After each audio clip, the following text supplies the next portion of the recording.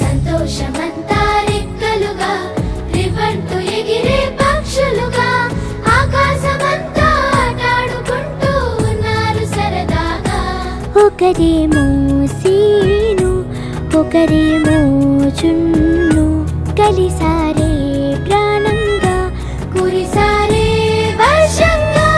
పాటేమో scene ఆటేమో చున్ను ఒకటై ఎదిగారే మధురంగా.